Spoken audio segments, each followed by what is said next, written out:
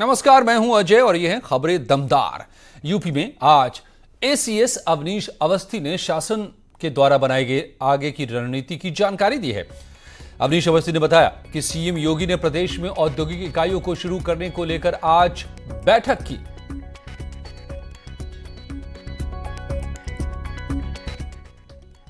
माननीय मुख्यमंत्री जी द्वारा आज बहुत ही प्रभावी बैठक लॉकडाउन 3 के अंतर्गत आज बैठक की। सर्वप्रथम उन्होंने उद्योग धंधों को भारत सरकार की एडवाइजरी के अनुरूप पूरे सुरक्षा प्रोटोकॉल के आधार पर चालू करने का निर्देश दिया।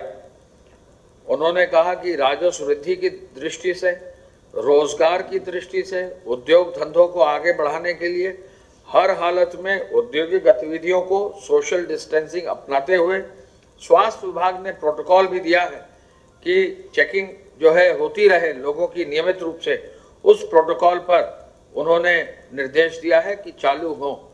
उद्योग विभाग के सभी अधिकारी सभी जिलाधिकारियों से संपर्क में हैं और जहां जहां औद्योगिक प्रतिष्ठान हैं, जहां पर एक्सपोर्ट ओरिएंटेड यूनिट्स हैं, जहां एसईजेड्स हैं, जहां पर औद्योगिक इंडस्ट्रियल एस्टेट्स हैं, जहां पर अन्य औद्योगिक इकाइयां हैं जिनको परमिशन दी जानी है, उनको विशेष रूप से एक ड्राइव चलाकर जो है उनको चालू करने का निर्देश माननीय मुख्यमंत्री जी ने दिया है। और स्वास्थ्य सचिव अमित मोहन ने प्रदेश का कोरोना अपडेट भी सामने रखा। इन्फेक्शन के केसेस हैं 1862 एक्टिव केसेस 1862। इनमें से 65 में से 5 जिलों में कोई भी एक्टिव इन्फेक्शन नहीं है। कुल डिस्चार्ज जो हुआ है प्रदेश में अभी तक जो पूरी तरह उपचारित होकर जा चुके मरीज 944। कुल केसेस जो हैं अभी तक 2859। 20 लैब्स फंक्शनल हैं। अब तक 20 प्रयोगशालाएं फंक्शनल हो चुकी हैं और वो टेस्टिंग का कार्य कर रही हैं। आज जो है आज पब्लिक सेक्टर और प्राइवेट सेक्टर लैब्स की टेस्टिंग को मिला करके कुल टेस्टिंग 1,01,630 हो चुकी है। 1 लाख का आंकड़ा हम आज राज्य पार कर गया है टेस्टिंग का।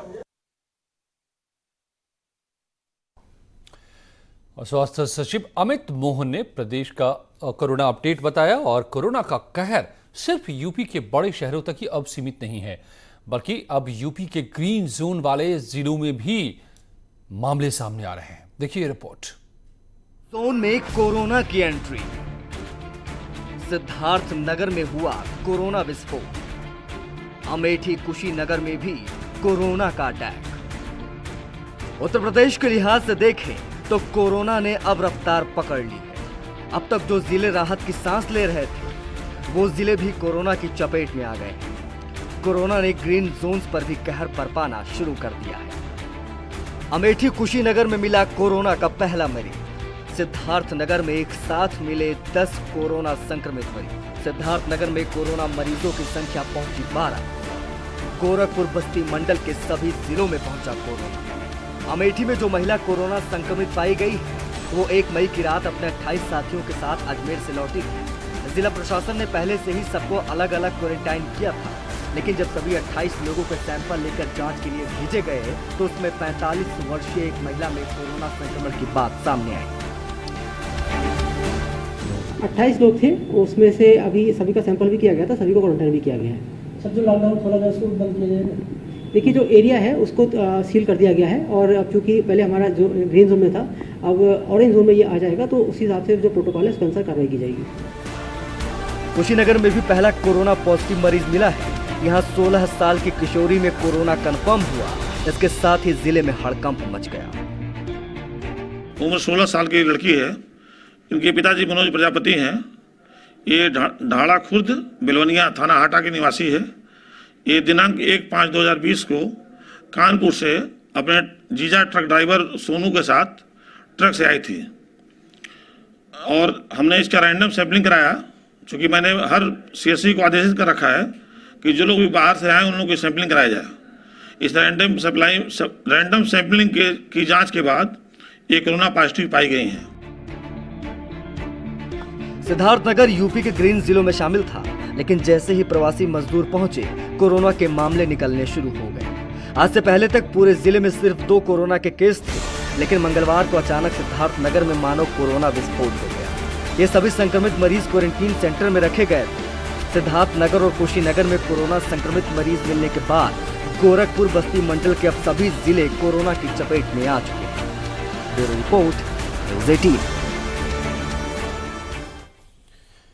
एक समय में लग रहा था कि यूपी में कोरोना अंडर कंट्रोल है, लेकिन राजधानी लखनऊ, आगरा और मेरठ जैसे बड़े शहरों के मौजूदा आंकड़े अब डराने लगे हैं।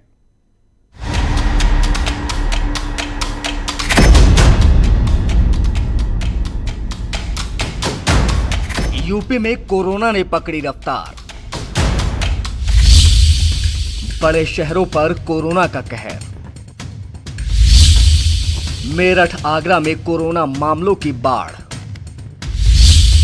हर घंटे सामने आ रहे हैं कोरोना के नए मरीज। यूं तो यूपी के 65 से ज्यादा जिले कोरोना की चपेट में हैं, लेकिन आगरा, मेरठ, लखनऊ, यूपी के ये वो 3 शहर हैं जहां कोरोना ने सबसे ज्यादा तबाही मचाई है। ताजनगरी आगरा में हालात बद से बदतर है।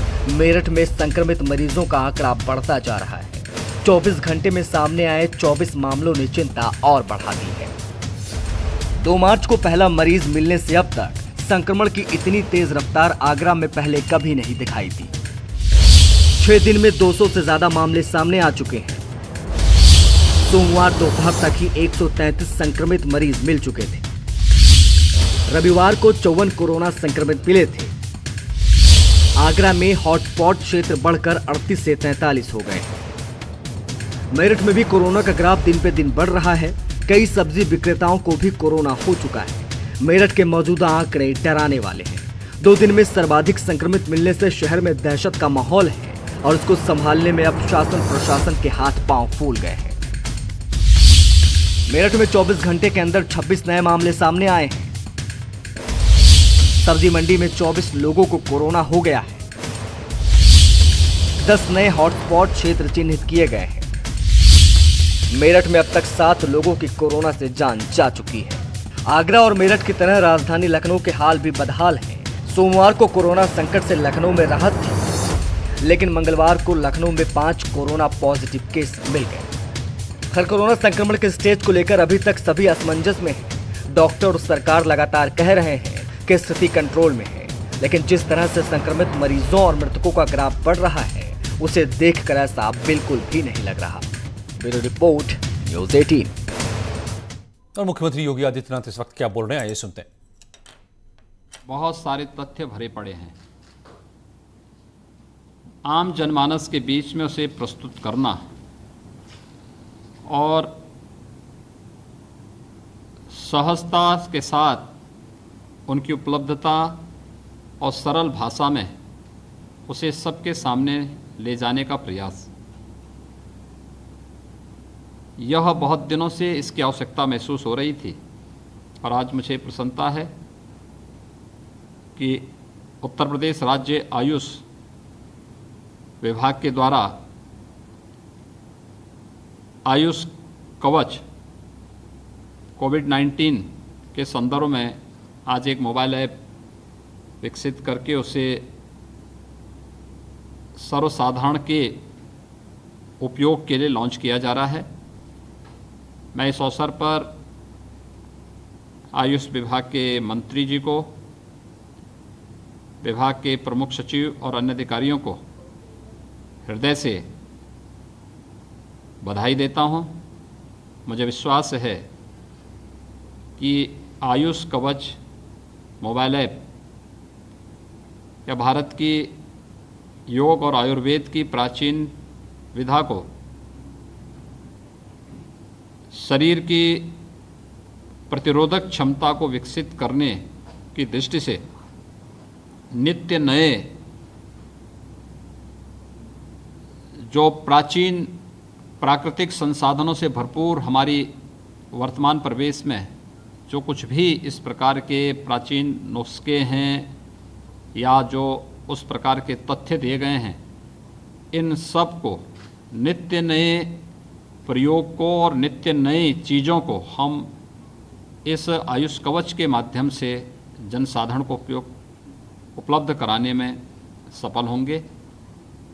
इसके आज की इस लॉन्चिंग कार्यक्रम के अवसर पर मैं एक बार फिर से आयुष विभाग को हृदय से धन्यवाद देता हूं और मुझे विश्वास है कि अधिकाधिक लोग इस मोबाइल ऐप का उपयोग करके इससे लाभान्वित होंगे और अपने आसपास के परिवेश में उपलब्ध प्राकृतिक संसाधनों के माध्यम से अपनी रोग प्रतिरोधक क्षमता को विकसित करके हम कोरोना जैसे वैश्विक महामारी को परास्त करने में सफल होंगे। मैं एक बार फिर से आयुष विभाग को आयुष कवच कोविड-19 के इस मोबाइल ऐप को बनाने के लिए हृदय से धन्यवाद देता हूं, अपनी शुभकामनाएं देता हूं। जय हिंद। जी हाँ, तो आयुष कवच को लॉन्च कर दिया गया है और मैंने उसे डाउनलोड भी कर लिया है। अभी भी मैंने चेक किया और ये आ चुका है मोबाइल पर। ज़रूर इसको डाउनलोड कीजिए और इसका फ़ायदा उठाइए, खास करके इन दिनों कोरोना से लड़ने में। और प्रवासी मजदूरों की घर वापसी को लेकर सियासत करने वालों को मुख्यमंत्री योगी आदित्यनाथ ने आज करारा जवाब दिया। मुख्यमंत्री योगी आदित्यनाथ ने कहा कि कोरोना जैसी आपदा में भी कुछ लोग राजनीति पर उतारू हैं। मुख्यमंत्री ने कहा कि जो लोग अपने शासनकाल में गरीबों के लिए कुछ नहीं कर पाए, वो आज सवाल उठा रहे हैं। उन्होंने कहा कि मजदूरों, गरीबों और निराश्रित बुजुर्गों के लिए सरकार के कामकाज को देखकर दरअसल विपक्ष बौखला गया है। मुख्यमंत्री ने यह भी कहा कि सरकार ने गरीबों के लिए राहत पैकेज जारी किए हैं, राशन और भत्ता मुहैया करा रही है सरकार, और विपक्ष सिर्फ मजदूरों के नाम पर नकारात्मक राजनीति करने में लगा है। उन्होंने कहा कि घोटाला करने वाले लोग आज परेशान हैं। मुख्यमंत्री विपक्ष को आगाह करते हुए कहा कि यूपी की 23 करोड़ जनता विपक्ष के नकारात्मक रवैये को भले अच्छे से जानती है और उसका जवाब भी देगी। सरकार श्रमिकों की सुरक्षित वापसी के लिए प्रतिबद्ध है। दरअसल प्रवासी मजदूरों की वापसी को लेकर कल ही विपक्ष ने सवाल उठाए थे। कांग्रेस अध्यक्ष सोनिया गांधी ने मजदूरों से रेल किराया वसूले जाने को लेकर सरकार से जवाब मांगा था। इस बात का भी ऐलान कर दिया था कि कांग्रेस पार्टी प्रवासी मजदूरों के वापसी के लिए रेल किराया देगी। प्रियंका गांधी ने इस पर ट्वीट भी किया था। इसी का आज योगी आदित्यनाथ ने जवाब दिया। तो इस पर आज होगी महाबहस कि कौन कर रहा है राजनीति कोरोना पर।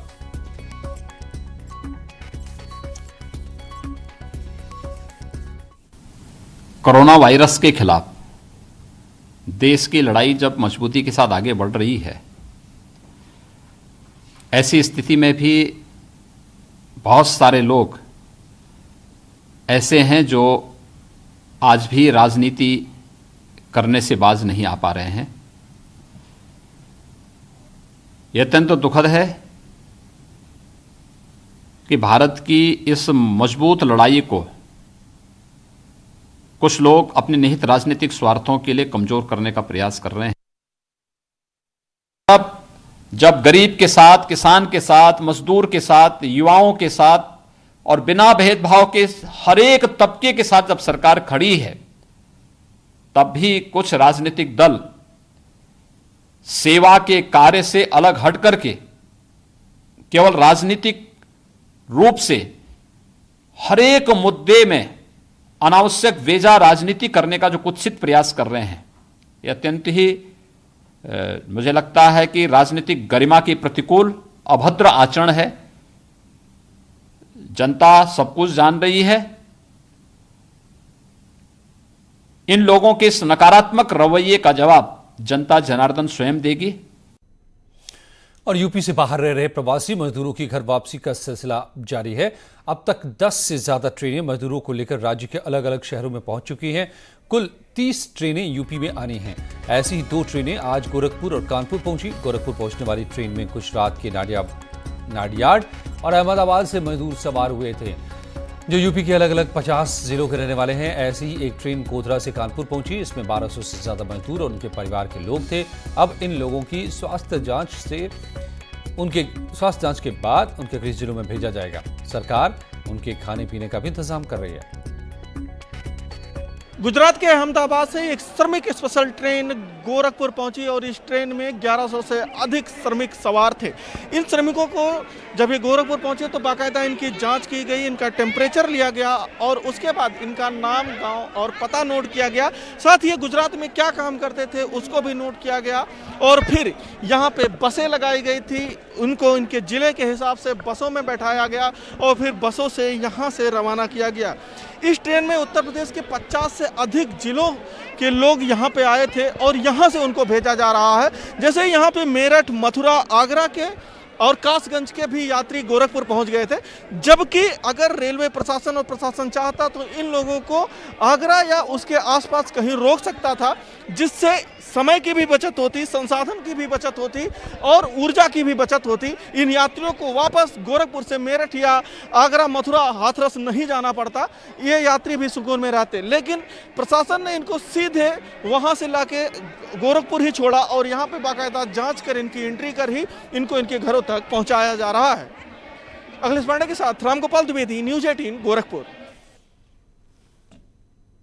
लॉकडाउन के दौरान वो लोग जो अपने घरों तक नहीं पहुंच पा रहे थे, उसे सरकार ने आश्वासन दिया कि ट्रेनों के माध्यम से अपने घर पहुंचेंगे। कानपुर में स्पेशल ट्रेन गोधरा से चलकर कानपुर पहुंची। वहां 1200 करीब यात्री थे जिन्हें सोशल डिस्टेंसिंग का ध्यान रखते हुए इनके नाम, इनके पते, इनकी स्क्रीनिंग करते हुए वो यहाँ से भेजा गया। अगर इन यात्रियों की बात की जाए तो ये 53 जनपदों के थे, जिनके लिए 47 बसों का अरेंजमेंट किया गया।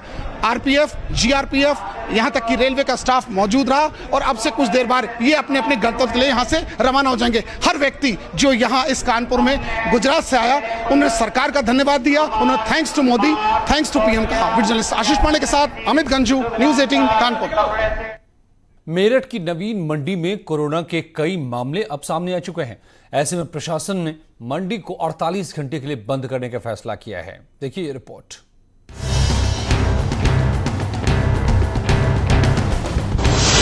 कोरोना वाली मंडी से सावधान।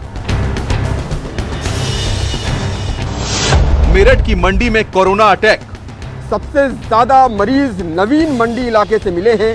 स्वास्थ्य विभाग ने यहां पूल टेस्टिंग की थी और पूल टेस्टिंग के बाद यहां एक तरह से कोरोना का विस्फोट हुआ है।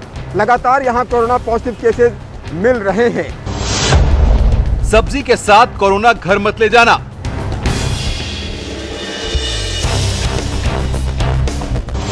सब्जी मंडी में ढील देना महंगा पड़ गया।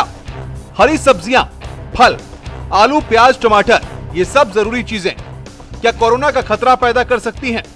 ऐसा हम इसलिए कह रहे हैं क्योंकि जब से मेरठ की नवीन मंडी में पूल टेस्टिंग हुई है, कोरोना पॉजिटिव मामले सामने आ रहे हैं। 2 दिन में 51 कोरोना पॉजिटिव मरीज मिलने से स्वास्थ्य महकमे में हड़कंप मचा हुआ है और मेरठ के लोग दहशत में हैं। सबसे ज्यादा मरीज नवीन मंडी इलाके से मिले हैं। ऐसी स्थिति में प्रशासन ने नवीन सब्जी मंडी को 48 घंटे तक बंद रखने का ऐलान किया है और उसके बाद फिर सब्जी मंडी के समय में बदलाव किया गया है कि अब सब्जी मंडी रात में 8 बजे से सुबह 3 बजे तक खुलेगी। ये बड़ा निर्णय है। इसके अलावा जो फल मंडी है वो सुबह 5 बजे से लेकर के 11 बजे तक खुलेगी। ऐसे ही अनाज मंडी का समय भी बदला गया है। अब अनाज मंडी दोपहर 12 बजे से लेकर के 3 बजे तक खुलेगी।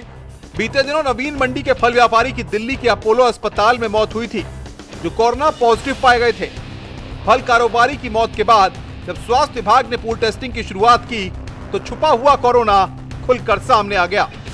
सब्जी मंडी आगे चल करके कोरोना मंडी न बन जाए, इसके लिए प्रशासन को अब जागना होगा और यहाँ अतिरिक्त इंतजाम करने होंगे। ये आवाजाही बंद करनी होगी, गाड़ियों का ये तांता बंद करना होगा, तभी हम इस कोरोना विस्फोट को रोक सकते हैं। कैमरा पर्सन अभिषेक शर्मा के साथ उमेश श्रीवास्तव, न्यूज़ 18 मेरठ। और अब खबर यूपी सरकार पर कांग्रेस के आरोप की। कांग्रेस नेता जितिन प्रसाद ने यूपी सरकार पर कानून व्यवस्था में नाकाम रहने का आरोप लगाया है। जितिन प्रसाद ने अखबारों में छपी खबरों का हवाला देते हुए आरोप लगाया कि और ट्वीट किया है। उन्होंने दावा किया है कि यूपी में जाति विशेष पर अत्याचार हो रहे हैं, दोषियों के खिलाफ कोई कार्रवाई नहीं हो रही है। ट्वीट में जितिन प्रसाद ने पूछा है कि यूपी में जाति विशेष पर अत्याचार कब रुकेगा।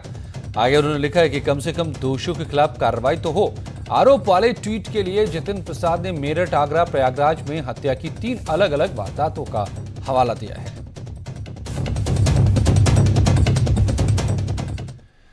मथुरा वृंदावन मार्ग पर एक बड़ा हादसा सामने आया। यहां पर एक बाइक बेकाबू होकर डिवाइडर से जा टकराई। बाइक पर 3 लोग सवार थे।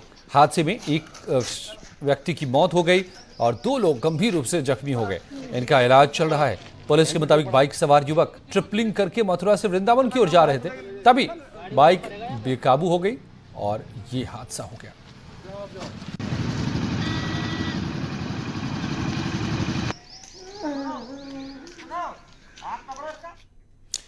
तो ये थी अब तक की खबरें दमदार और कुछ ही पलों में देखिए उत्तराखंड एक्सप्रेस। बने रहिए हमारे साथ।